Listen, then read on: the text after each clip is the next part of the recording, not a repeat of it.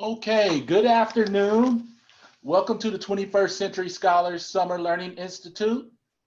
My name is Vincent Isom. I'm the director of the Indiana University Bloomington 21st Century Scholars Program. This is an opportunity for us to begin to discuss the qualities and the skills that will put you on the path to success at Indiana University and other colleges. Lisa, if you could have that screen back up for us, please.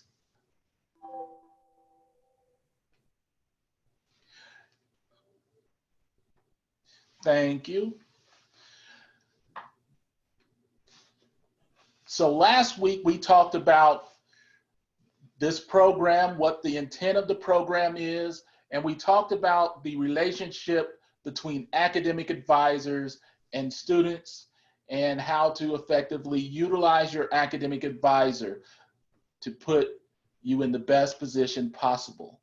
Today, we're going to discuss finding the balance between academic pursuits and pursuing career development in college. We have two strong partners with the 21st Century Scholars Program at Indiana University. In Executive Director, Pat Donahue from the Career Services Center. And we also have our friend Jim from Community School Partnerships, who's going to talk about opportunities that a student can take advantage of once they're here and engage in gainful employment, also volunteerism. So as you know, on Tuesdays, we have these boot camp topics, and on Thursday, we have the academic portion of the program. So we encourage each individual to attend both sessions to maximize this opportunity to position themselves to be successful at Indiana University Bloomington.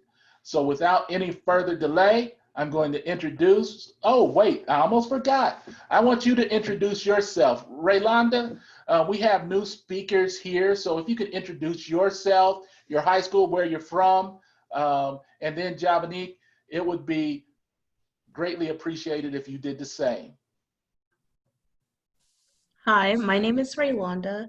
I'm from Fort Wayne, Indiana. I went to Northrop High School, and I'm going to be majoring in biology at IU. Thank you. Hi, my name is Javanique.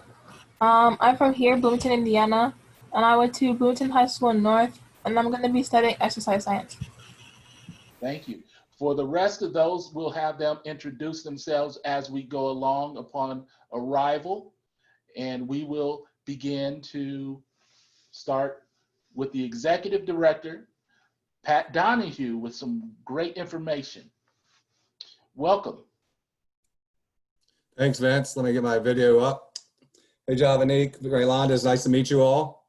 Javanique, my daughters, Lily and Grace, both went to Bloomington High School North. So Lily's actually just graduating from IU, or just graduated from IU in May. And then she's actually moving to Washington, D.C. to start a job on August 3rd. So we're moving her a couple weeks. I'm sure that'll be emotional for me, for her dad. And then my youngest daughter, Grace, is actually a junior at IU. And so I'm very familiar, obviously, with IU, been there 17 years, but also know what it's like to be a parent and, of course, have daughters and go through that. So I'm real proud of both of you all for getting into IU and then on the different ways that we can help you. I'm just curious, since we only have two of you, Raylonda, are you already a direct admit into the College of Arts and Sciences, or are you still in University Division?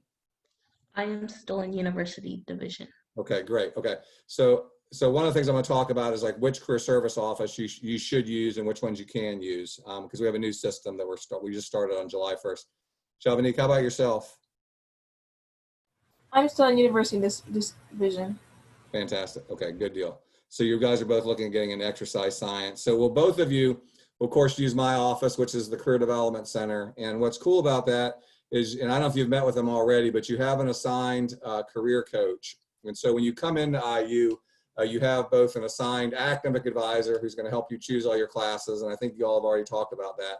But where IU is unique, is you also have an assigned career coach. So if you first come in and you're in university division or more exploratory or pre-major, then you have an assigned career coach who's going to help work with you and help you, and then figure out what kind of school you want to go into. And then once they do that, then we'll do a handoff to whatever school you get into. So Rolanda, you'll most likely get into the College of Arts and Sciences, and then their career office is called the Walter Center for Career Achievement, because each school at IU has its own career service office. And then my office, Career Development Center, does a lot of different things, as Vince will tell you, but the main group of students that we help are the 7,000 students that are in university division. And then Javanique, one of the things you're gonna look at is with exercise science. That's in the School of Public Health, and they have a great career service office as well. One of the cool new things that we just started, is called Handshake. And so I'll send the information to Vince. And it's a new career management system. So in the past, IU has had these different schools, and they each had their own career service office. But say there was a job at, the School of Public Health, but you wanted to look at a job in the College of Arts and Sciences. You couldn't look at that job. You couldn't see what it was. Whereas, and the same thing goes vice versa. If Rolanda had a position she was looking at that was posted in the School of Public Health, and say it was like a job with Catalent, who's like a new company in town that I'm working with, that they're going to post, actually, they're going to post like 100 and something jobs with us in the next month. But that's something that you couldn't have access to it. So the cool thing about this new system, which is called Handshake, is that you will be able to see all the jobs that come in that you are qualified for. So you don't have to take any career courses. You do not have to be in a particular school. All you have to do is be an IU student. And so for the Bloomington campus, all the jobs that employers send to us, you will see all of those in addition to all these jobs that are posted nationally through Handshake. And so if there's a company, let's say Johnson & Johnson, and they want to recruit biology majors for their labs, which they do, then they could, if they post that nationally with this company Handshake, and they say, we want this posted to these 40 universities, including IU, then you will see those jobs as well. So I think students are going to be very pleased. One, they have open accessibility now to all jobs. And then two, you're going to see a lot more job opportunities. But we just started on July 1st. And so right now we're getting all our employers to switch over and post their positions. And then probably late July, you'll get a whole bunch of information from us about that. Now, are you all both at IU already, or are you starting at IU in the fall? I'm starting in the fall. Fantastic. I'm going to be doing the intensive freshman seminar, so I'll be there like a little earlier than everyone else. Oh, cool. Yeah, Oh, that's a really good I'm doing program. that too. You'll enjoy doing that. Are either of y'all doing like one of the living learning centers involved in those? Those are something with Residence Life, where if you're interested in a certain area, sometimes you can go get involved in those. I don't know if you're involved in those as well. I'm not. Yeah, I don't think I am either. Okay, that's cool. Yeah, it's no big deal if you're not. I was just curious because there's some career things that they will do on the side. So if you were, then I would tell you about that as well. Well, let me jump in. I'm going to talk about career planning, and how career planning breaks down is really, it's not rocket science. There's essentially like 3 parts to it.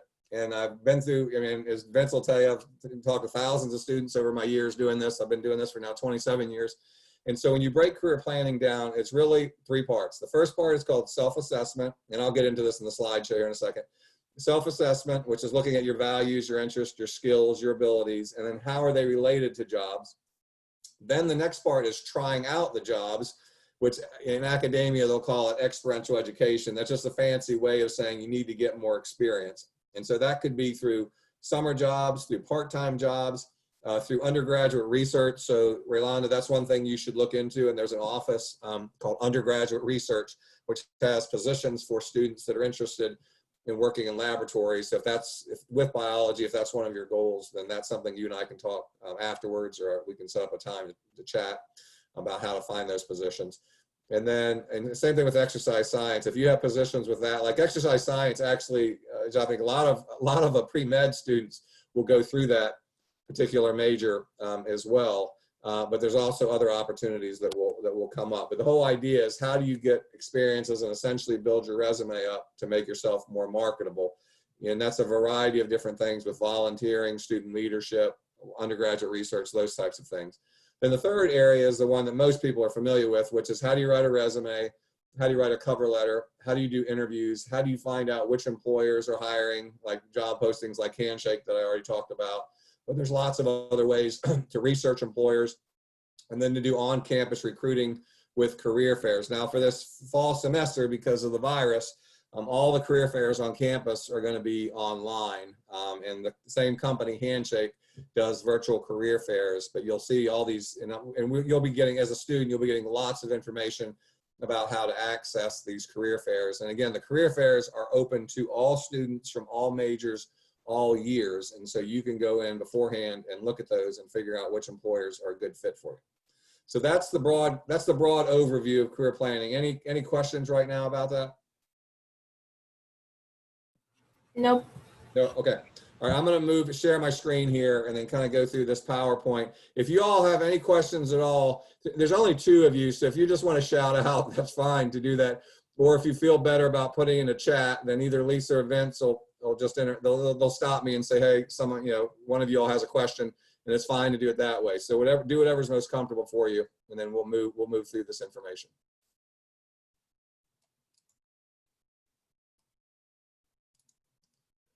All right, let me get this set up real quick.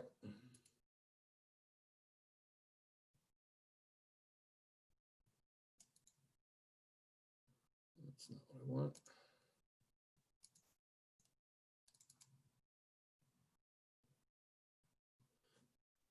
Okay, so this is sort of the question that we talk about, designing your future career, but this is really the big question that you all get asked all the time when you're growing up. I still get, when Vince and I and Lisa and Jim, when we go to parties, one of the first things that, Vince, like what's one of the first things that someone says to you when you're at a party?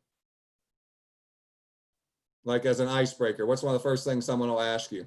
What do you do? What do you do? So they want to know, what do you do for a living, or what's your job? I mean, that's really what they're asking about, and that's kind of a conversation starter. So a lot of this is when we talk to college students, we're essentially saying, what do you what do you want to be when you grow up, or what kind of career do you want to go into? Now that can, philosophically, that can go all kind of directions as far as what you want to pursue.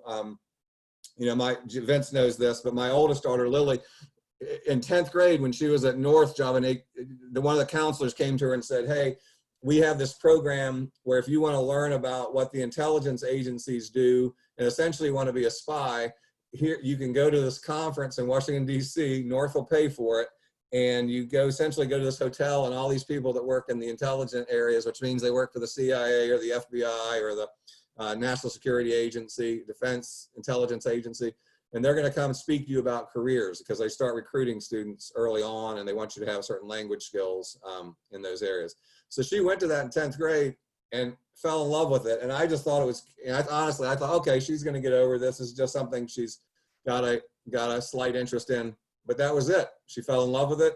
She went to IU, majored in law and public policy, had a minor in intelligence studies, which is actually cybersecurity in the School of Informatics and Computing, and then did 3 internships with the FBI, and then they hired her. And so she's going to work in the counterintelligence division of the FBI. And so that's where she starts. And she actually is fortunate. She gets to go back in the same office where she has interned the last 3 semesters. That's where she's going to go back and work.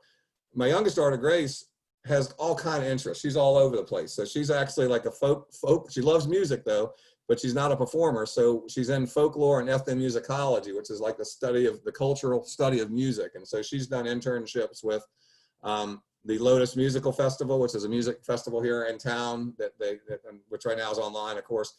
And then she's doing another remote internship, which is very unique with a group called Super Bands. So she loves music, loves anything about it. And so, but when she graduates, she'll either, she could work for a music company, or she's also talking about doing gap years and that's where you would go work for AmeriCorps or Teach for America or something along those lines. So the reason I say all that is, even with what I do for a living, both my daughters have very different directions they want to take, and that's just part of life. People will switch careers multiple times. Vince knows my background, but I used to work in the entertainment industry before I got back into higher education. So I worked on a TV show, which I know you've probably heard of, called Mr. Rogers' Neighborhood. I worked there in 1985, way before y'all were born. And then I also worked for a TV show called Coach out in Los Angeles, which is near where Universal Studios is out in LA. and liked it, but really wanted to get more with my values. I wanted to get more into a helping profession. And so I came back to Virginia, which is where I'm from, and I went back and got my master's in college administration. And then, so I've been working, I love career services, fell in love with it and been doing that ever since.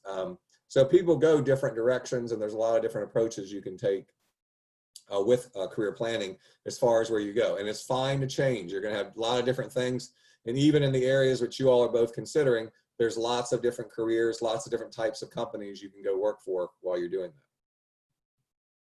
So this is like what we joke about, and people say there's a career ladder. So they make it sound like there's lots of easy steps to take. You know, it's very methodical. It's, you know, everything is planned out, and that is not the way it really works in real life. This is how it really works in real life, is that you sort of take one direction, then you go this way, and then something attracts you. You go, okay, let me go over there and check that out. Maybe I'll explore there. Then you'll come back and go, well, that wasn't a good fit. Let me try this. And so you're trying out different things. And so the reason why Vince has me come in and why I talk to freshmen and say you need to start your career planning early is so you have as much time as possible to explore your different career options, because it's all about time. And so the more time you have to try different things and make time to do that, then the better off you're going to be, because you can try a variety of different things. Sorry, that was a little thunder just outside my house if you heard that. So, and the same types of things are who am I? And so that sort of starts with self-assessment. And so you really start to look at a variety of different things and saying, okay, I really need to learn more about myself before I can figure out the types of careers that I'm going to go into. Because if I know that let's say I'm more, and I'll go to the next slide. We look at these values, interests, skills, personality. Like, so a variety of these, like for example, values could be something where you want to make a lot of money, or you want to be more creative, or you want to help others. I mean, those are types of values that if they are very strong for you, then you will certainly want to find a career that you're interested in. Like normally, like if you all are, I'm not saying you are, but if you all are both pre-med with some of your interests, then people that go into healthcare usually have a very strong value for helping others, because you can imagine that's got to be one of the dominating values as far as what you did. You can imagine all the, the healthcare heroes that we're talking about, all the nurses and doctors that are working with all the people that have COVID. If you can imagine for your career, you're going in there and helping take care of these folks who have this very contagious disease, and the risk you put yourself at by doing that, you have to be motivated by a higher calling. And so oftentimes that's altruism is the value that we would talk about for why to do that. Now we have some people that go to medicine because they want to make good money, but they also want to help others. And so healthcare is an area where you can do that and get involved in a variety of different ways. Interests are a variety of different types of things you can get into. I'll talk about that there in a second. Personality, there's a variety of different types of personalities. Sometimes the parts that are really strong with careers are, if say you have a very introverted personality, like introverted or extroverted. So you've probably heard those terms. Introverted doesn't necessarily mean that you're shy. It just means that you need some time to yourself to get your energy back. Like Vince and probably other people that know me at IU think that I'm extroverted because I talk a lot and I enjoy talking to people, but I'm actually introverted. I actually like to have some quiet time, and that's how I recharge my batteries. And then I go back out and have all the energy to talk to people and get involved that way. Whereas a pure extrovert, they get all their energy from talking to people.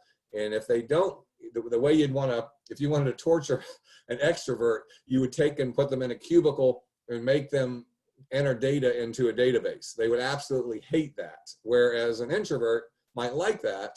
And the way you would drive them crazy would make them do door-to-door sales, or make them go out and do public speaking and introduce themselves and talk to a variety of different people. So it all depends sometimes on your personality, if it's a good fit for a particular career. And you don't want to make a personality aptitude necessarily stop you from doing something, but it is something important to keep in mind from a comfort level as far as what you want to do. And then the final area in this chart is skills. And skills are, for both of you all, do you have a scientific aptitude? Because if you have that skill set, fantastic, then you're going to do a lot better in your classes, and which of course is going to make your GPA look better, which is then going to help you get into graduate school or help you get hired by certain types of employers. Any questions on that before I move on?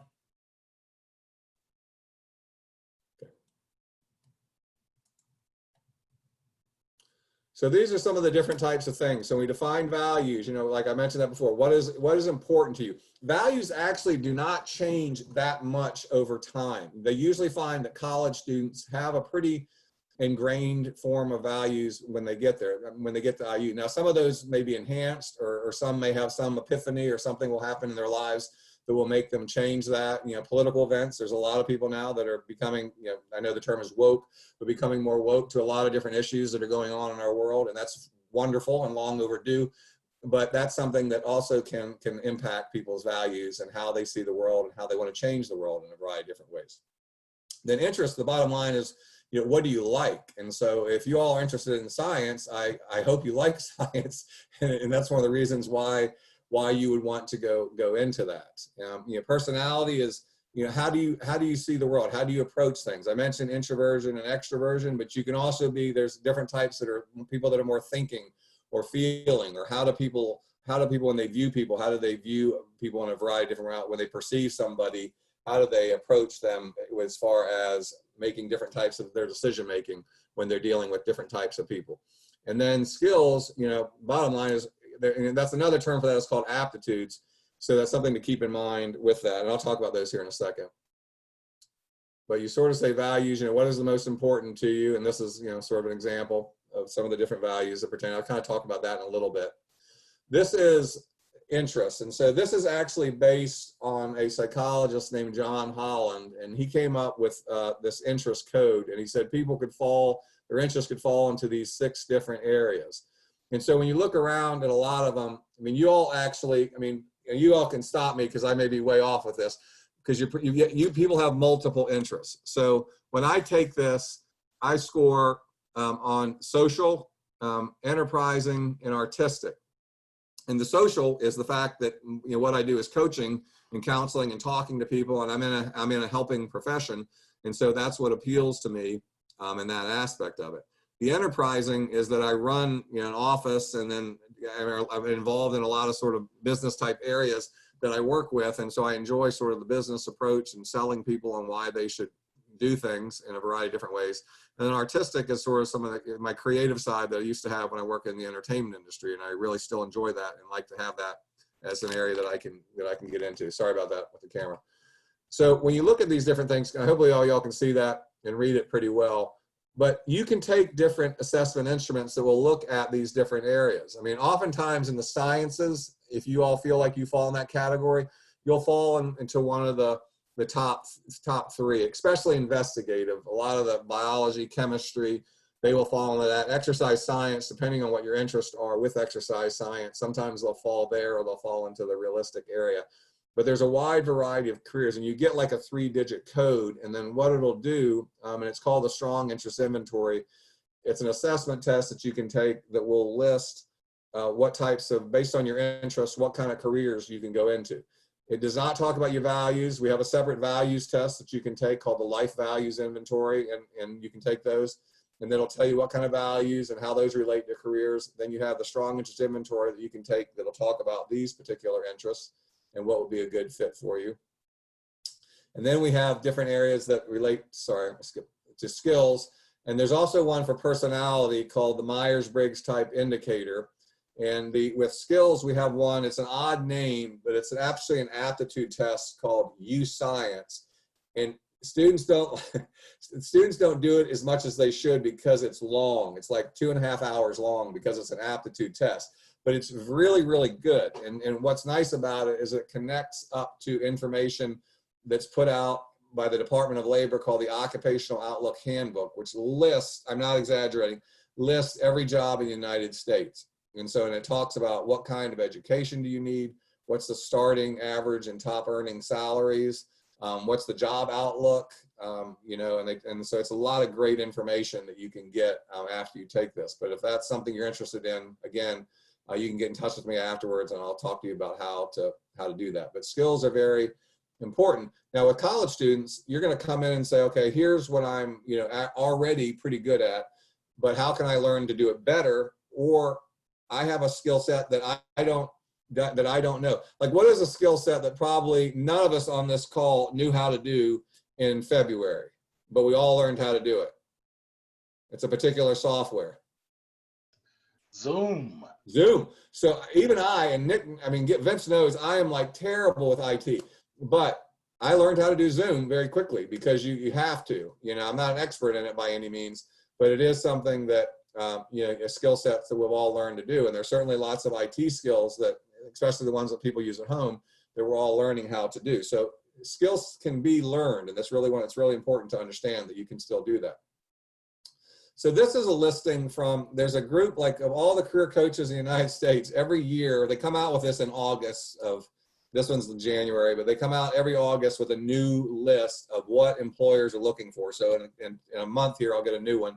But in January of 2019, they interviewed all these employers and they said, what are the top skills that you are looking for from your students that are graduating? And essentially, what do you need for your company to succeed? What are the type of skills that you would want? And of course, that's going to vary by industry and the type of company that you're going to go into. But this was sort of the consistent ones that kept coming up. You know, critical thinking and problem solving skills. When you all are in the sciences, I mean, absolutely, you're going to have that skill set by the time you're done. I mean, the scientific method is a textbook example of how critical thinking works.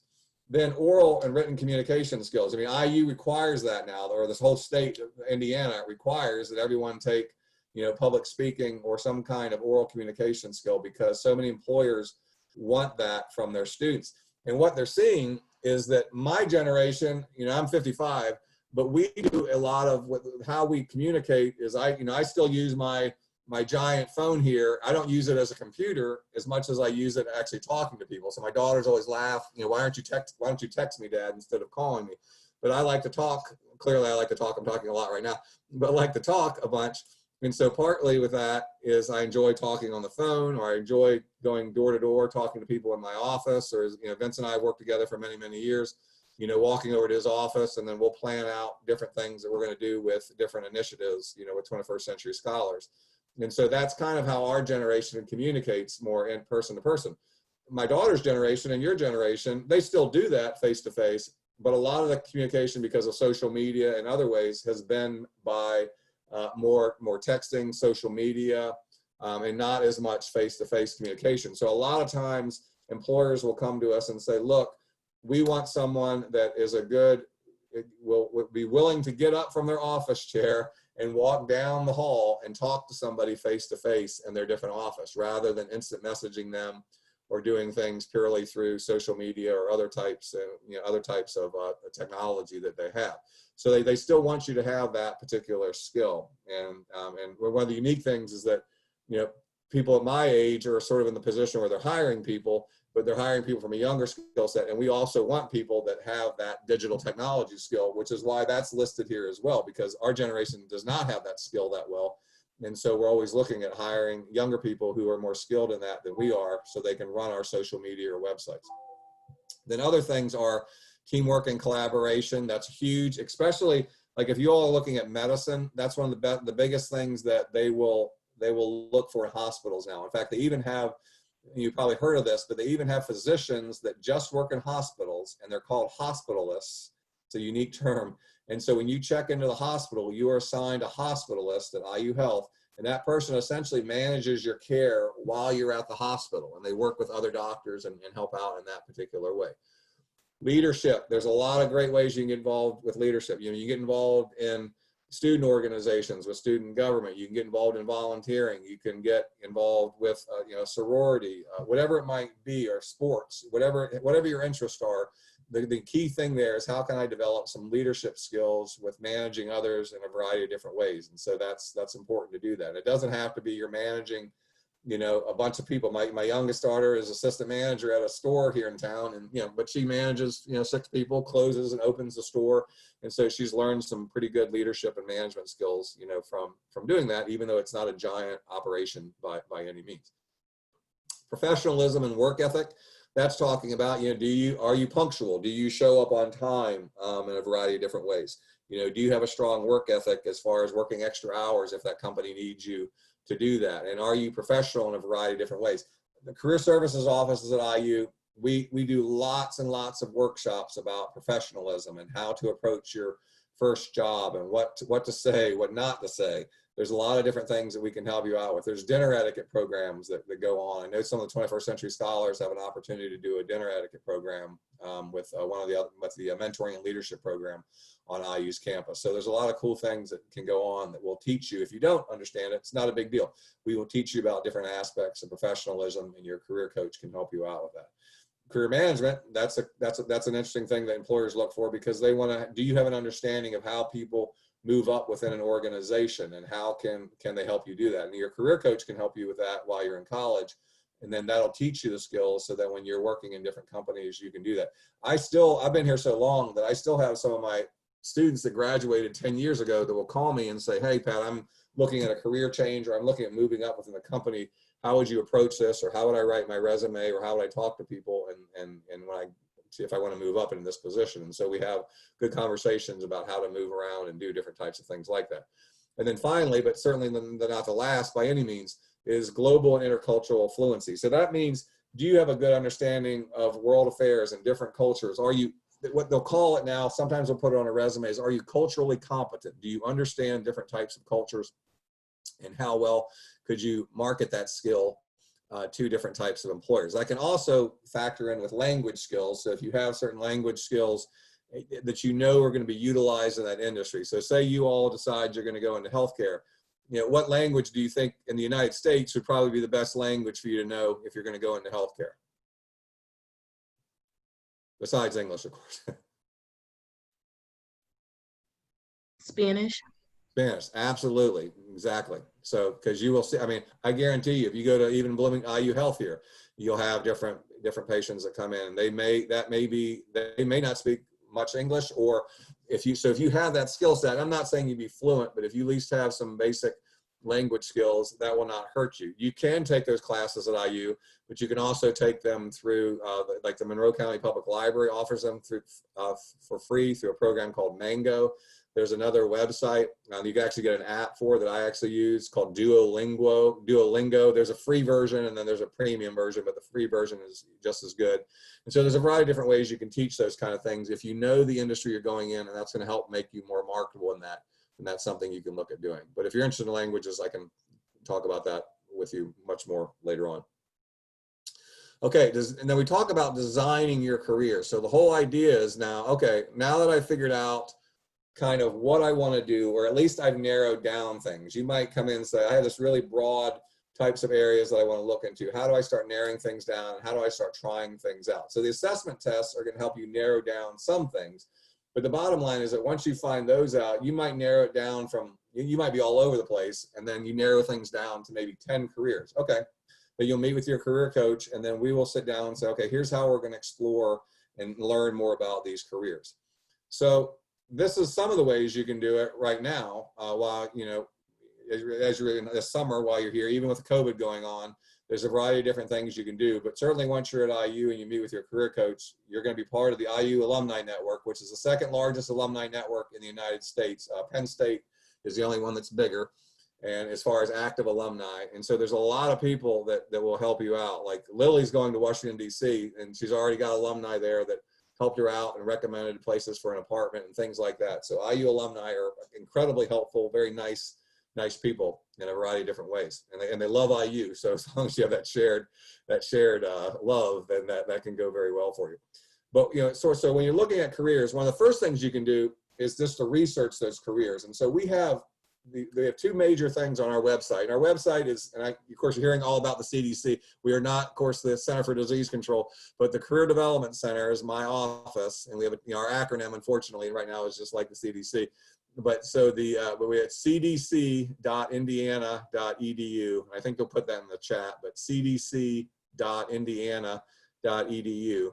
And if you go there, you're going to see a whole section that we have just on doing research. And what's nice about it is we've broken it down into two different areas. We've broken it down by major, so you can look at your major and it'll give you career information that's tied into that major. And those are called major guides. And then we also work a lot with academic advising with those. And then along with that, we also even give you a sample resume. So if you're a freshman that's in biology, we will show you what a sample freshman biology major will look like. And so we give you an example of how to start that up when you're writing your first resume. Then on the career side, we have what are called career communities. And so what we've done is we've taken the broad world of work and broken it down into 10 broad areas. And we do this for university division students. So our career communities, or some people call them different types of industries, they're perhaps broader than you might see in one of the school career services offices, because those schools will break their industries usually down by major or something very closely related. But because our students are exploratory, ours is going to be a little bit more broad. But there's an incredible amount of really good information that's there that you should check out while you're there and do that. So that's something you should definitely do. But once you actually research the careers and you say, okay, I'm interested in this, what are the best ways you can try out these different careers? Well, a lot of these are all listed here. The next thing is to go and just talk to people when doing that. So we will arrange different types of information sessions with you. It's called informational interviewing. A lot of people are doing it a lot more now because people are working from home, and I don't know if they have more time or they just are, they want to make more time to help people out. And so we can arrange. So if you, like Rolanda, if you know somebody in a career and you want to be a biologist, and work at in a lab at Eli Lilly, well, we can find someone at Eli Lilly who would be willing to talk to you about what it's like to work in the lab there. And so you can find about what kind of education do they get, what do they recommend, student organizations they would recommend you get involved in, what kind of summer work jobs, internships you should get, and they kind of get information from people who are actually doing that. The next step up from that is doing job shadowing. And that's where you would actually, once you meet with them online, and then once COVID, if it all depends on the organization and how open or not open they are related to, COVID. And if you can come there and wear a mask and do job shadow, then you could follow them around and talk to them. And it's usually job shadows are as little as 2 hours to as long as 2 days. It just depends on the organization and how long that they want you to shadow with them. There's another program called Externships. Externships are essentially 1 week job shadow programs. So we will set those up for students. Usually well, everything's changed with the IU calendar this year. Normally we did it the week before classes would start in January, but now we're gonna have this whole winter session. So students are gonna have a lot more opportunities. So one of the things the career service offices are talking about are how can we set up more job shadow or externship opportunities for students to do, or mini internships that they can do during that winter session while if they're not taking classes, other things that they can do to explore their careers. Then the other things that are listed here are volunteering. If you don't have much time, then you can easily volunteer. I mean, you can volunteer for 5 hours or less, and the employers are not going to care how much time you volunteer. They just want to see what kind of skill sets did you get while you were volunteering, what are the things you learned while volunteering, and you would be amazed how well students can do just by having different types of volunteer experiences to make them more marketable. Then, of course, if you have time, you want to get involved in different student organizations on campus. There's lots of different, there's a website called beinvolved.com, and that is a website that lists all the IU different clubs and organizations. There's over 750 clubs and organizations, and if you can't find one that fits your interest, then you can actually create your own, and you can petition IU, and they will give you some money to start, maybe $200, and then you can create your own organization. I know that because my oldest daughter Lily is interested in politics, and so she started Women in Government at IU actually when she was a freshman, so 4 years ago, and they actually just won the Student Organization of the Year this last year. And she kidded about it because she hasn't been involved with them the last year because she was interning in DC, but they've done very well and grown quite quickly. But other things you can get involved in are part-time jobs, and there's lots of part-time jobs on campus. We're still learning from different employers on campus who's going to be hiring because of the virus and how that's all going to work out and who has budgets for that. Then there's lots of different summer job opportunities. We have a summer jobs fair. We have internship fairs that will teach you about this.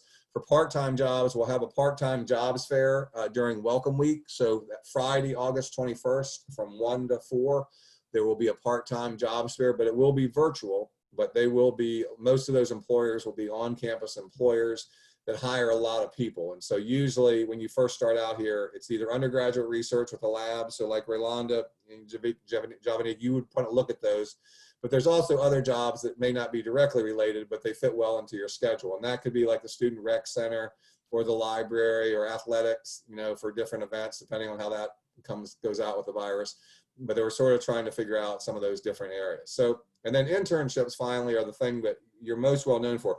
Usually the summer after your freshman year, for you all, you will have certain companies in computer science and the sciences, and actually the intelligence industry where my daughter went, that they will hire for the summer after your freshman year. Most companies prefer to wait until the summer after your sophomore year, but for those areas like the STEM disciplines, science, technology, engineering, and mathematics, they cannot find enough good people to go in there. So from a supply and demand standpoint, if you can get in with them, then you want to do that. Now, the other student organization that you all, if you're not involved in it, but you might want to consider, is called Women in STEM.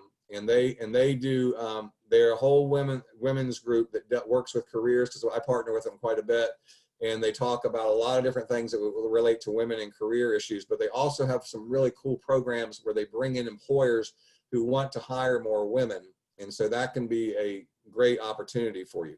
Vince and I and OVP DEMA, who's the Diversity and Multicultural Affairs and Equity Group on campus, we actually partner together and we do a diversity and a career and internship fair that we do in January. And it's very popular with employers. We did it last year, and Vince, what we have we almost had 2,000, I think we have about 2,000 students come through in 4 hours. So it was a very big event as far as what we did. And we'll do that again, and we usually do that in the spring semester. So we'll wait and see what happens with the virus and whether we need to do that virtually or not. Okay, any questions on that? I covered a lot. Okay, I'm gonna move on. Go ahead, I'm sorry. Feel free to ask any questions.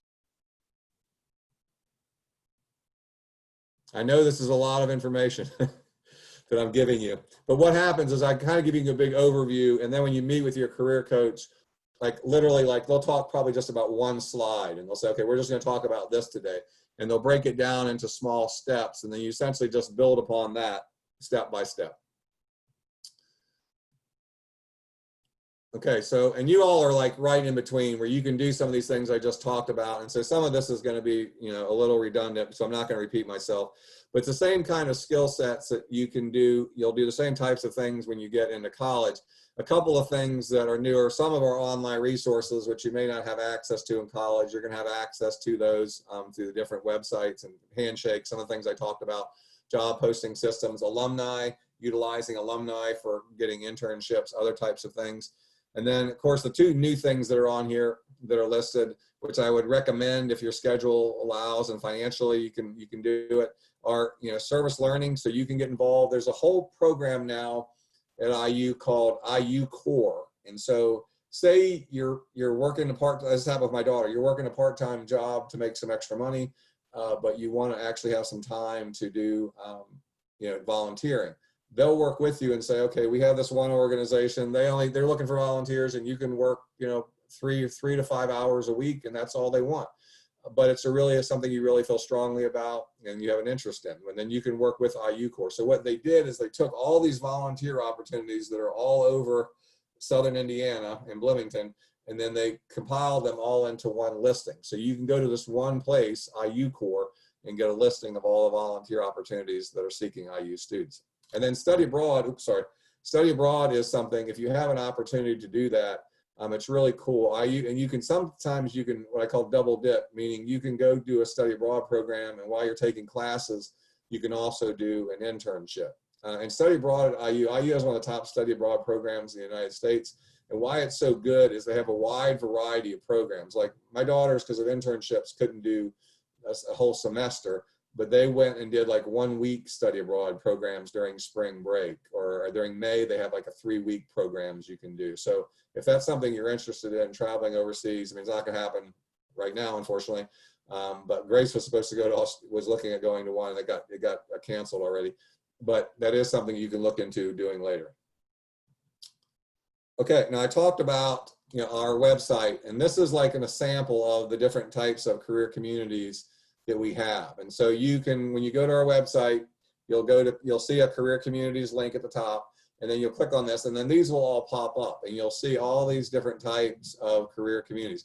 I mean, right now, the ones that you all are probably looking at are either, I mean, there might be other ones there, you can tell me, like Health and Human Services, so you could check that out, or go to the science one. And once you click on those, I don't have that set up in the PowerPoint to go directly to those links, but it's going to list the types of industries, what the employment outlook is, where the places on campus that have part-time jobs that are available, the places in the local community that hire volunteers for areas related to that industry, and then finally where to look for full-time and full-time jobs and internships that are related to that industry. So essentially we've taken a lot of the work and compiled it all into one place based upon these different industries. Any questions on the career communities? It's a really cool thing. So if you have a chance to explore it, you should do it. And each school at IU has its own career communities as well. And then while you're still in high school, and you can actually use this anytime, you don't have to be in high school, because so what happened with all the self-assessment instruments, there's a couple of those that I talked about, the strongest inventory, the MBTI, that they do charge a small fee, like $25 to take it. And that includes meeting with a career coach and going over the results. If you did it, if you went to like a psychologist in the Bloomington community, they would charge you $250. So we essentially subsidize all of it except for the 25 bucks. And so, but the state of Indiana said, well, how can we do this, totally for free? And so they've contracted with this company and called Cooter.com clearly, but part of it is that it's called Indiana Career Explorer. And so you can take different assessment instruments. So if you're kind of all over the place and you're still trying to figure out what you should do, then you can go Google Indiana Career Explorer, go there, and then you can take some of these self-assessment instruments. They're not going to be as thorough as the ones that we offer you in our office, but it's a really good starting point, and it don't cost anything. So it's something that's pretty cool to check out. It'll help you maybe narrow some things down. And you can sometimes, like I often will tell students to go there before they meet with me and say, hey, go ahead and take all these self-assessments. And these are much more quick than some of the ones we give you as well. But I'd have you print out the results and then bring them into me, and then I can talk about the results with you. So that's kind of a quick and easy and totally free way to approach the self-assessments. And then the Explore programs is also something, and they may have already talked about this when they talk about academic advising, but this is a great way to explore your interests and how they relate to different types of majors. But our major guides will talk a lot, we'll use the Explore program. So which came first, the major and the career? People approach it, it's kind of which came first, the chicken or the egg. A lot of people will first choose a major, and then they'll say, well, that major leads to these careers. Other people will say, I want to go into this career. What majors would help me get into this particular career? Either way is fine. The key thing to keep in mind, and we tell this to employers, is your major is not indicative of your career choice. We have all the time, we have students that may pick a certain major just because they have an academic interest in it, or they want to learn more about that subject matter, but their career goal might be something totally different. So what they do is all their summer jobs, their part-time jobs, their internships, all those things, the experiential education part I talked about, those are all related to their career choice. So when I'm writing their resume, even though the major may not be directly related, all their practical experience is. And remember, employers want to hire you based upon your related experience. What experience do you have that's related to their line of work? Because that's just less time and money they have to spend training you to go work in their particular industry. So the last part about career planning, that's a whole other workshop that I do with about resume writing and interviewing. And there's lots of time that I take. I work with 21st century scholars. And again, your career coach can work individually with you to help you write resumes. Or, I mean, quite frankly, since there's only two of you, if you want to email me your resume, I'm happy to take a look at it. My email is right up there on the Zoom. So donahue@indiana or @iu.edu.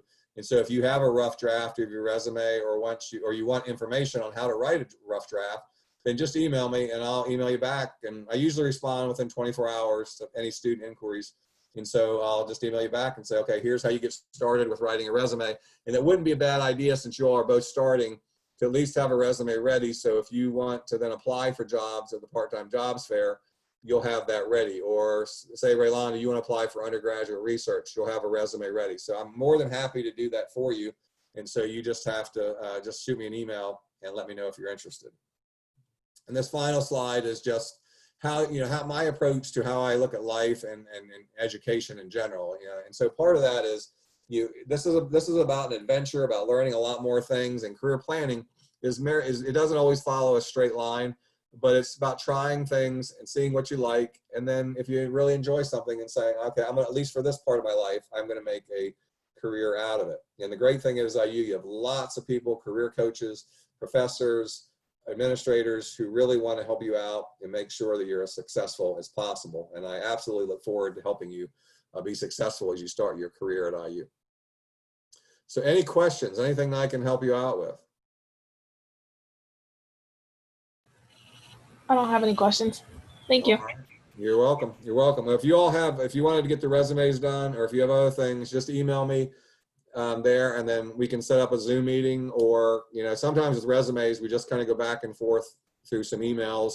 And what I'll usually do is I'll send you, if you've never written a resume, I'll send you a resume guide and a link on how to write resumes. You'll write your first draft. You send that to me. I revise it. I send it back to you and say, okay, add in stuff here, give me more details, about what you did here. And then you send it back to me, and then I quite frankly edit it one more time, fine tune it, and then send it back to you, and then you're done. It usually doesn't take that long, but what's nice about it is that you'll be able to see on one page, all the different things that you've done, because the resume you use for jobs is going to be very different than like an application that you make. Like I worked at Taco Bell when I was in a grocery store when I was in college. And so, there was no resumes needed. You just filled out applications. And when you apply to IU, they have admissions, and you think you're really putting a resume, but we call that an admissions resume, where it sort of just lists different things you've done. It's actually not a real resume. And so if that's something that you would like to get done, so when you get here and if you decide you do want to work, or you do want to do undergraduate research, then you can have a resume ready. Then I'm more than happy to help you out with that, and we can get it done before you get here. All right, any other questions? All right, well, Vince, I'm going to head out then. Thank you very much. Awesome. Thank you so much, Pat, for a wonderful presentation with great information. Well, you're welcome. And Dominic, Rolando, don't hesitate to reach out to me. I mean, and Vince knows I don't just say that. I don't just talk the talk. I actually walk the walk. So if you need help, by all means, reach out to me. And I really want to make sure you succeed at IU. And you will be seeing Pat again as we open the semester, and an opportunity where he's going to talk about a number of different things that you need to know as 21st century scholars when you're planning things out in more detail. Yeah, and what Vince is referring to is that Vince and then Tahani Rawat, who's one of my associate directors, they developed a whole roadmap, which means they essentially mapped out for 4 years all the different types of career planning that students in the 21st century programs can do. And it was so successful that Vince and Tahani have presented at different state conferences, and I think the state of Indiana actually adopted all their roadmap to use for 21st century students throughout the entire state. But what we'll do during that session is you'll hear me talk a little bit about what I mentioned here, but mainly it's going to be moving through those roadmaps, especially that first year, what you should do at IU. Awesome. Right, take care. Thank you. Yeah, thanks a lot. Next up, we have Jim from the Community and School Partnership. Jim, I don't want to steal your thunder, so I want you to introduce yourself, because I think it goes hand in hand with the topic that you're about to present. Sure does. Thank you, Vince. And we actually do have some thunder outside. So if you hear some noise from outside the window, don't be alarmed. Just what we have going on here locally. Pat, thank you so much for that, those great insights and all that detail around what young students can do. Raylonda Javanik, I serve as Program Associate with Community and School Partnerships here at Indiana University Bloomington. We do pre-college programming for students that, your age and transitioning into college age. Typically, we go middle and high school type programming, and interested specifically, Raylonda, with the biology interest. So were you able to attend any camps, the Jim Holland programming, or anything related to your field of interest before you decided to come to IU, and how did that help you out in making that decision? I was not able to attend those things, but I did like look online at like the programs and everything, Sure. which helped me pick. And have you visited Bloomington before with a group or individually? Not like a true visit. I did virtual visits. Sure. Yep. So that's obviously how our office is transitioning from a lot of the face-to-face events now in the time of COVID to some virtual engagements. Javanique, being from Bloomington, obviously you've been around a bit. Were you able to experience any pre-college programming leading up to your decision to go to IU? Yes, I went to a little visit here. And then I just looked online at all the stuff that they had, and then I chose this. So. Yep. Exercise science obviously is a very popular field, and we have one of our current ambassadors who is just graduating actually within the next year in exercise science through the School of Public Health. So great fields for both of you, and just indicative of sort of the reach of our office. So at Community and School Partnerships, we work a lot with groups, be they school groups, community groups, faith-based organizations, and things like that to bring students. Again, we usually don't go much younger than middle school, but this past semester, we actually did have a group of kindergartners lined up to come down in April from Indianapolis, and unfortunately, we were not able to make that happen for the reasons you might expect. But it's all about providing that support, providing those resources, and establishing that connection for students like you and students from really all over to get to IU and to see what we have to offer here at Indiana University. So great to get some of your perspectives and what you're all about. This piece of the program, let me get my screen up and we will hop in. This piece of the program is all about exploring your on-campus employment, specifically as a student ambassador. And we do a lot of these things throughout the school year with community and school partnerships. Again, we have transitioned to a lot of virtual engagements here over the past few months, obviously, but we look forward to getting back to the face-to-face events just as soon as circumstances will allow. So Pat did a great job of setting the stage for us, talking about the things you can do prior to getting to college to design your potential career, to strengthen your resume. And specifically today, we're going to talk about two of the things on his when you get to college list that you can hopefully at some point, if it fits your schedule, fold into your undergraduate experience. And that's through part-time jobs and summer jobs. These are great opportunities for you to sort of have more flexibility and maintain your standing as a student first. That's what we always tell our students, whether they work for us or not.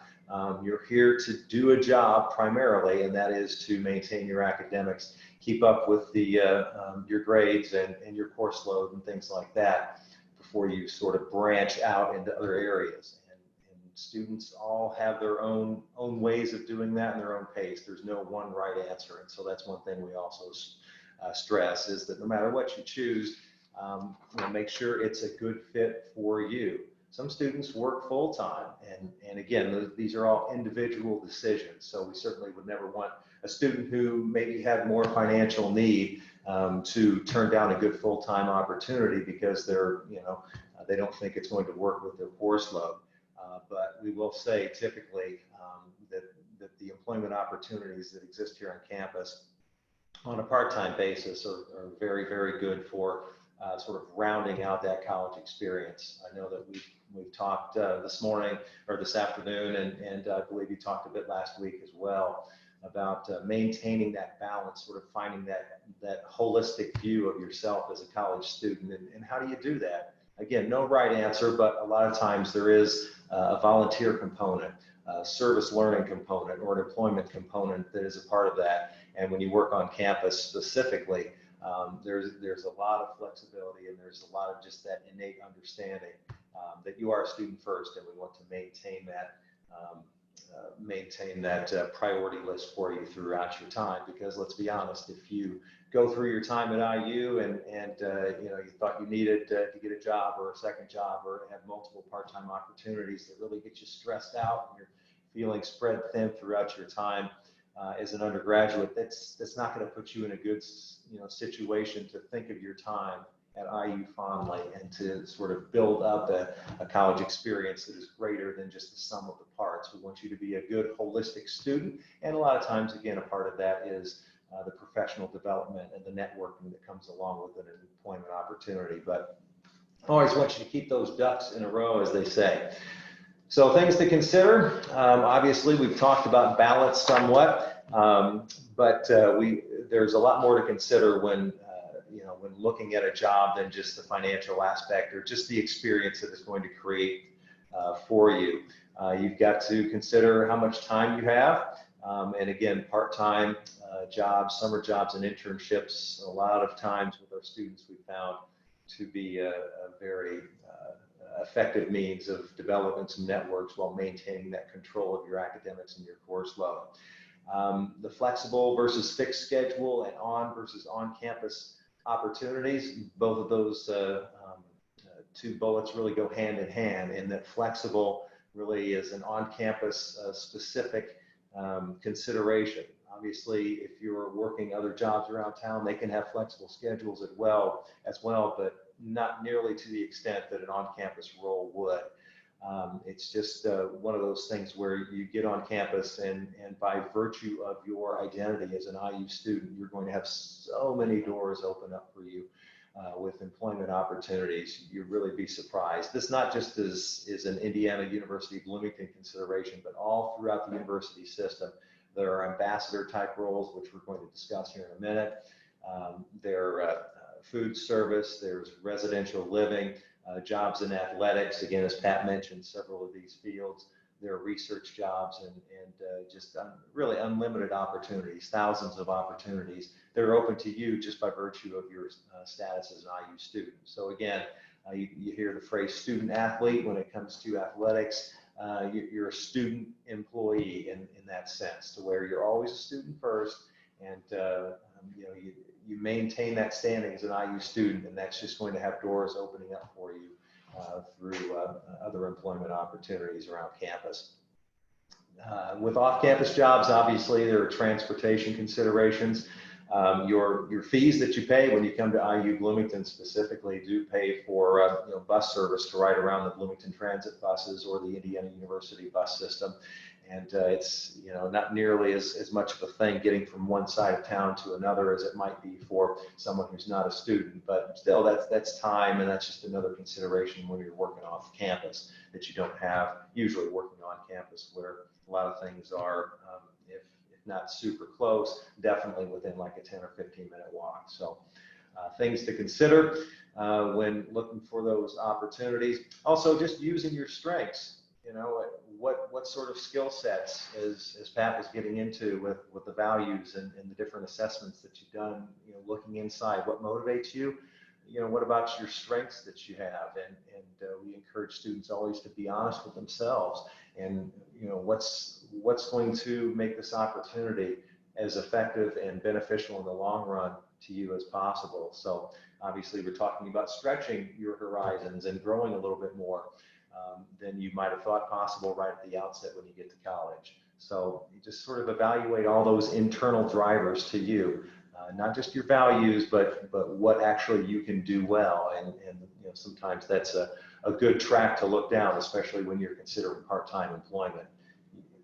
In the end, when you're looking for a career, when you're looking for a full-time gig, it's about finding some of those internal drivers that, you know, maybe it's not all about money or, you know, the place you live, but it's about things that satisfy you internally.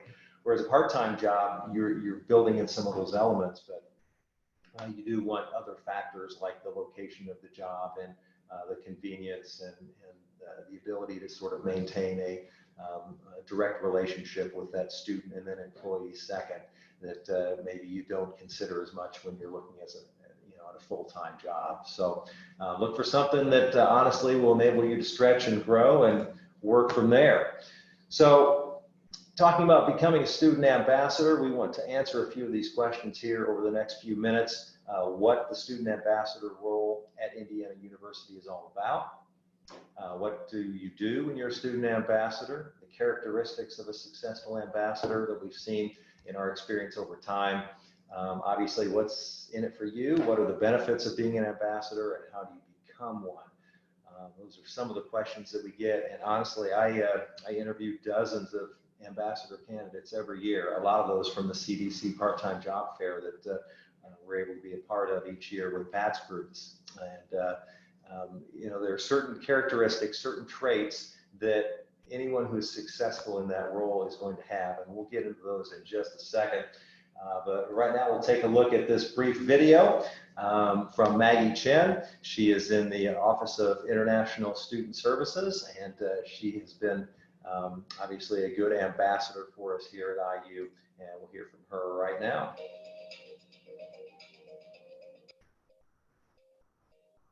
Hi, my name is Maggie Chen. I am from Beijing, China. In the past 2 years,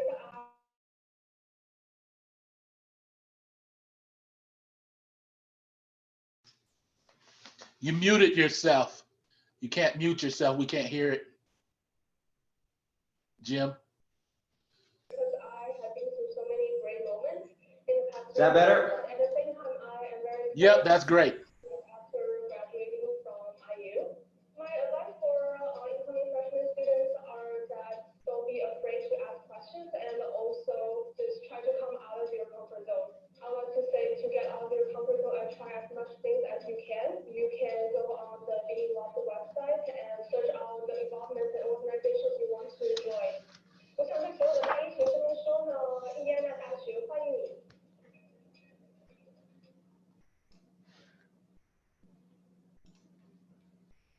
All right, sorry about the little technical glitch there. Student ambassadors, we always bill them as the face and the voice of the student body for the organization they represent, for the visitors that you come into contact with, and for the people that you meet and you're representing IU to.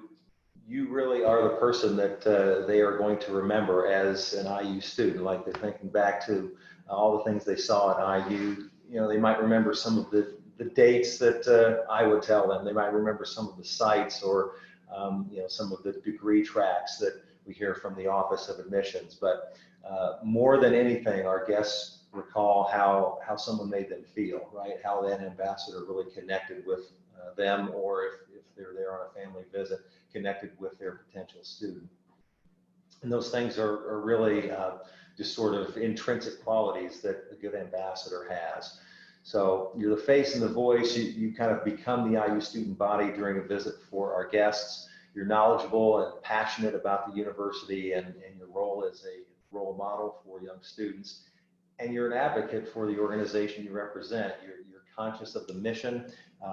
You take to heart all of the various things that you can tell people, all the pearls of wisdom that you can pass along. We really lean on our ambassadors as the heartbeat of what we do here at CSP. I know Vince feels the same way with the 21st Century Scholars Program, that, you know, Vince has got a great story to tell and tells it so well. Pat presented some excellent advice on career development opportunities.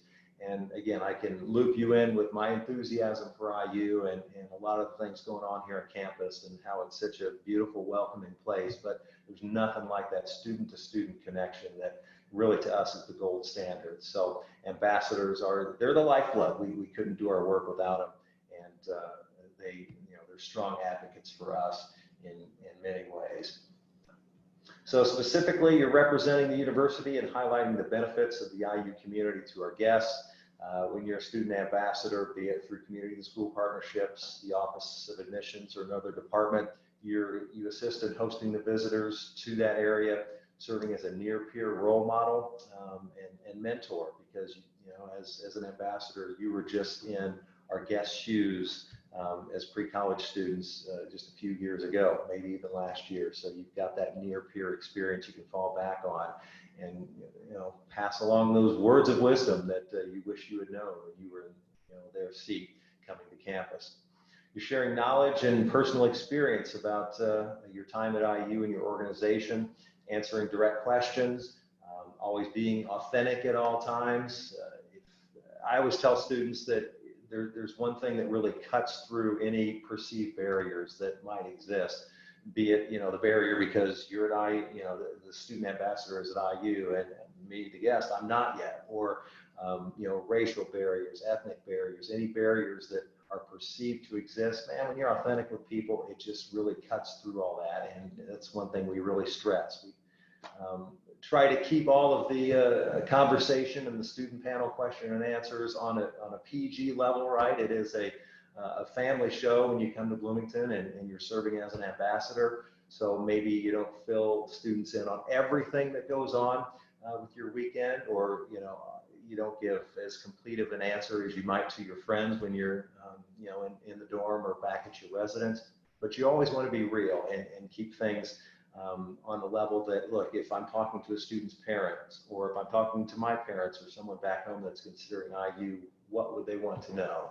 And so you keep things real in that perspective, and that authenticity just goes such a long way to making that connection that we talked about. And it's not just here on campus that you're providing an ambassador type of role. It's at outreach events when we go to like Indiana Black Expo or Latino Expo. We go around the state and we'll visit schools, and I'll pile a couple of ambassadors in the car and we'll run up to schools in Indianapolis and up into Fort Wayne, and we'll talk through the IU experience. And again, coming from me, it means one thing, but coming from the students themselves who are actually here and living the experience, that means something totally different. That's really what we're all about. So it's not just about being an ambassador and a host, but it's taking IU out into the community, into other schools and community groups from time to time. So community and school partnerships, again, we are one arm of the student ambassador framework here at IU. We do hire you as peer mentors. This is a shot from Spring Shadow, one of our cornerstone programs. It's a 3-day, 2-night spring event that we put on for prospective students. The young man in the picture getting the balloons is not a prospective student, but he was a younger brother of one of our guests for that program. And so we obviously welcome families in to visit during the opening and closing ceremonies. And that's one of our ambassadors, just sort of mixing it up with the groups as they come in. So yeah, you're leading campus tours as needed, serving on panel discussions, hosting guests at various programs and events, and above all, helping our program staff ensure the safety and well-being of all visitors to campus at all times. So we'll hear from Yasmin here, another video. This is a 21st century scholar here at Indiana University Bloomington, and Yasmin has some great perspectives and a great heartfelt story to pass along. And I'll try not to hit mute this time. Thanks, Vince.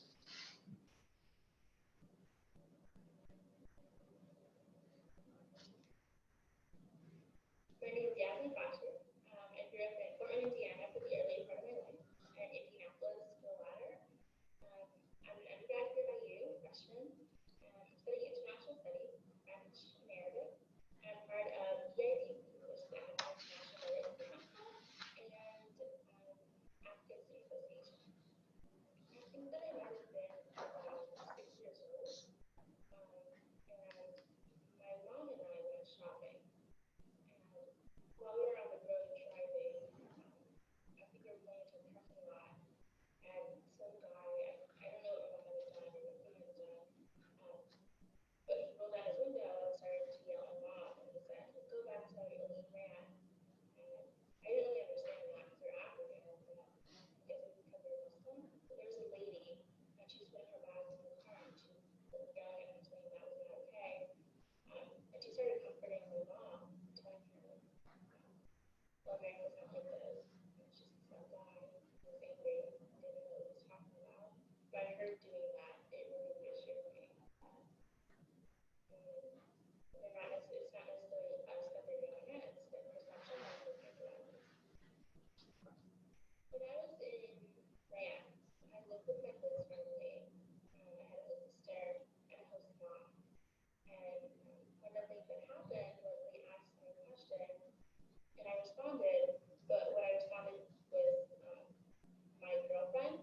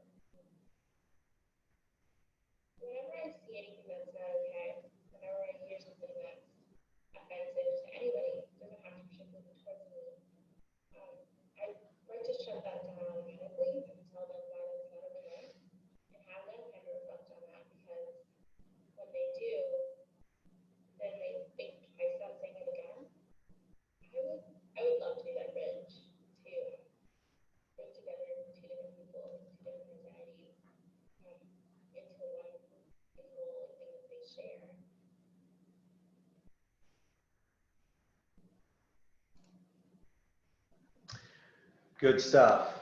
Really good stuff. And so in a nutshell, a little 3-minute video, you've sort of seen the role of a student ambassador at its core, making others feel welcome, inclusivity, obviously, and just a real passion and a desire to help people. And we talk about the characteristics of a successful ambassador. I think number one really is that it's not even on the list, but it's having that service mindset, that heart for service, where whether you had great mentors when you were in middle and high school and you're sort of paying that now forward to the next generation as an ambassador yourself, or you didn't have mentors the other way around and you had to sort of navigate the whole college experience and the college application process by yourself on your end. So now you don't want others to go through that. And so, you want to serve in that role for that reason. It's just that sort of mindset of, that Yasmin really described beautifully, that it's that heart for service that you can't really teach at that age. And so that's one of the main characteristics that we'll see regardless of background. Yasmin has a story that is uniquely hers. And so if she was, in the office and we were talking about a role as an ambassador, that's the story we would want her to tell, that right there. She's got her story. You have your story, Rolanda. Javanique, same with you. You're the only one that can tell that story. And we want you to authentically tell that to our guests when they're here. So that's the message that we'll relate a lot of times to our ambassadors under this whole idea of providing those experiences that are uniquely yours. At CSP, we want ambassadors from every walk of life, from every background, with every story to tell, from every major. Diversity isn't just about how you look or how you think, but it's about what you're interested in, right? We want ambassadors that are interested in exercise science and music and accounting and all the fields that IU is so blessed to be able to have expertise in and to be able to instruct and provide majors and degree tracks for. And that's really what we talk about when we're talking about diversity of backgrounds and experiences, and the willingness and ability to share those. Those are the real key drivers for success as one of our ambassadors, along with a positive attitude, the desire to help, desire to continue learning and growing yourself. It's not all about, for instance, being an extrovert. Pat had a great little anecdote about, the extrovert versus introvert sort of dynamic.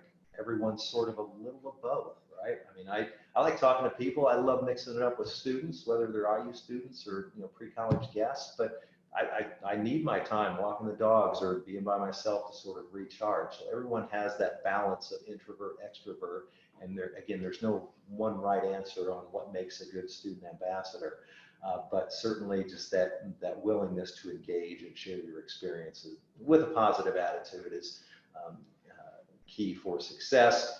The ability to adapt well on the fly. A lot of times things happen during a live event. Someone hits mute when they shouldn't hear on a Zoom call. You never know what's going to come up, and just the ability to think well on your feet and adapt quickly with all different kinds of people in various surroundings and situations. Obviously, you're an effective team member when you work well as a collaborative group.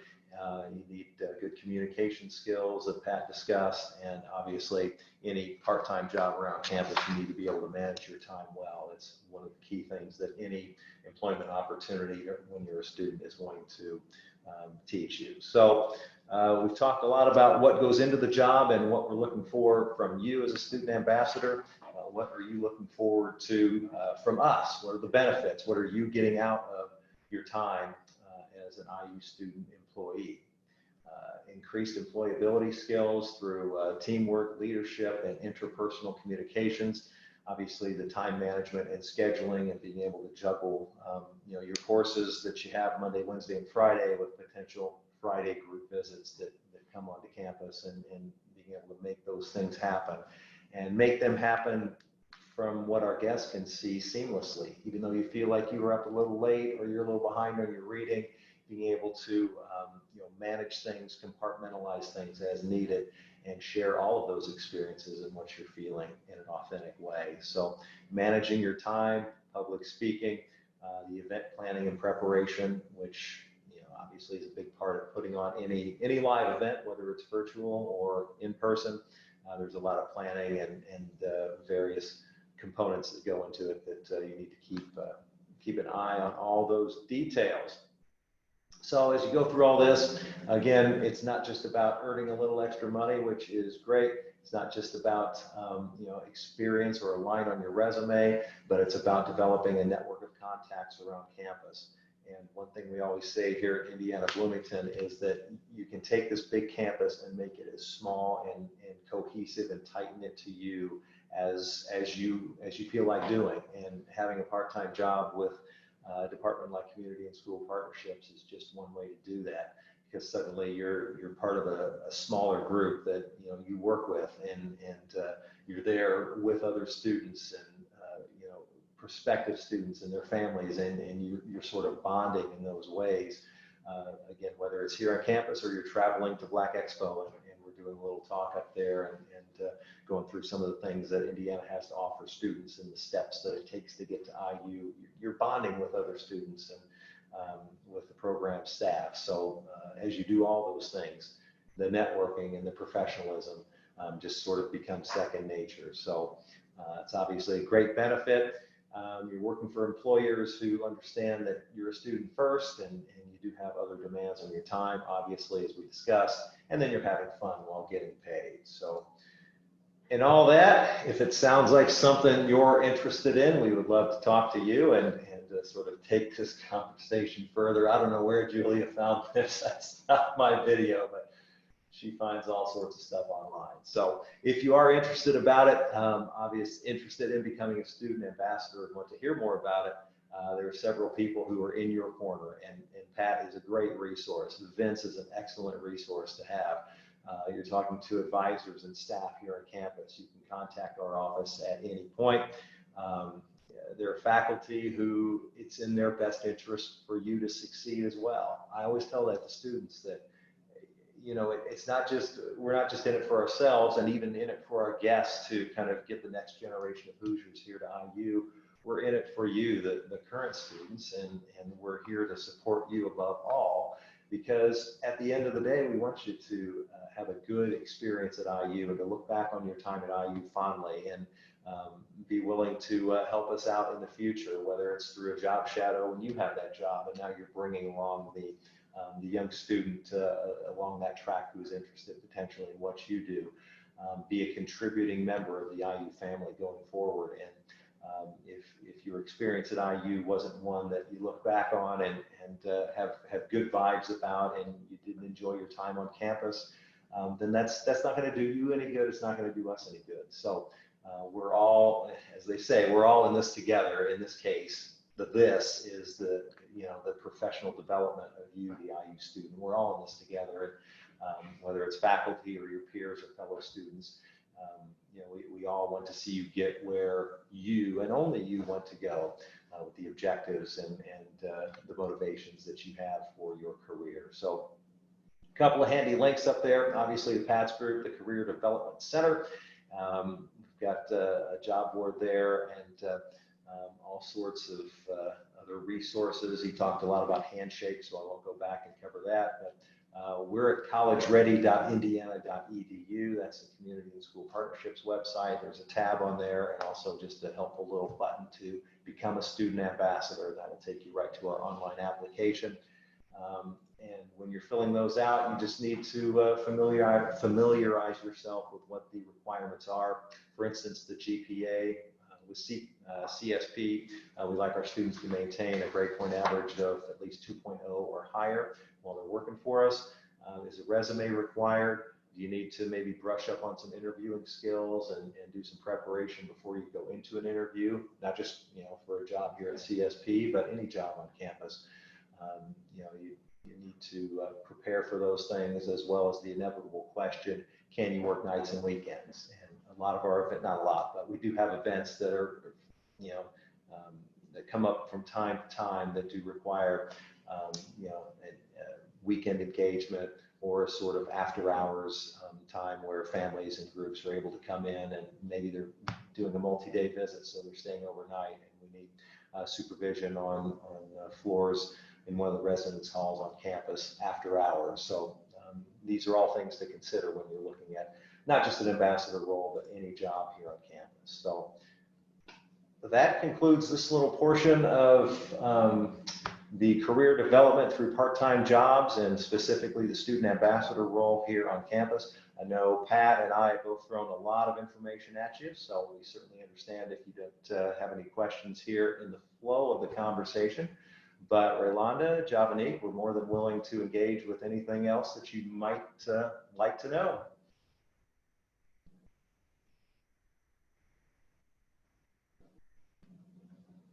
All right, there you go. Vince, I covered every question. There's not a single thing left unsaid. I mean, it's Awesome.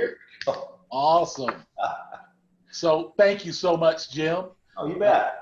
Very helpful information. You have an inside track on one of the best employment opportunities on campus to build skills and to receive a paycheck while doing it. Bingo. And to give back to the community. That's one of the things that we try to promote through our program, as well as 21st Century Scholars. You know that giving back is very important, and we try to reach out to those that are coming along in the 21st Century Scholar pipeline. And who better, as Jim mentioned, than a near peer to share how they got from their present position to IU and in IU's doors pursuing their career objectives. So thank you so much, Jim. It's my pleasure. Always great partnering up with your office on these events and talking to prospective students, prospective employees potentially. You know, that this is why we're here. It's to support the students and to tag team events like this. We love it. Awesome. Thank you.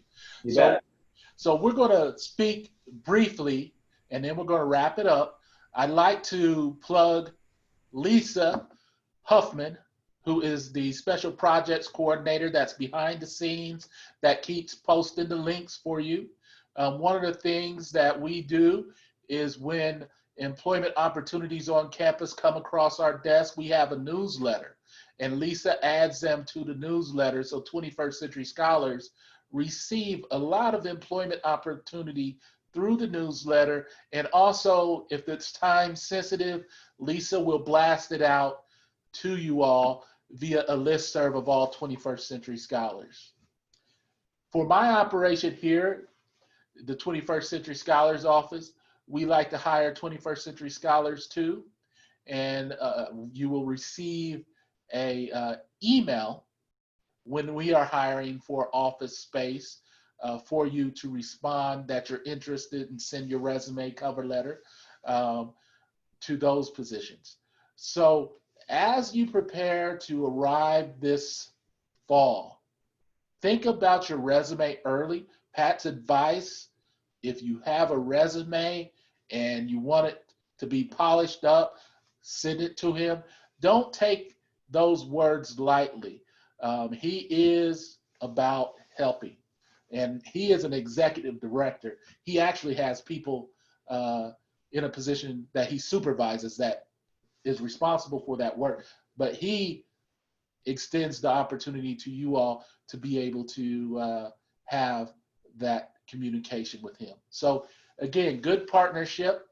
Lastly, we know we covered a lot. You had your opportunities to ask some questions of both Jim and Pat.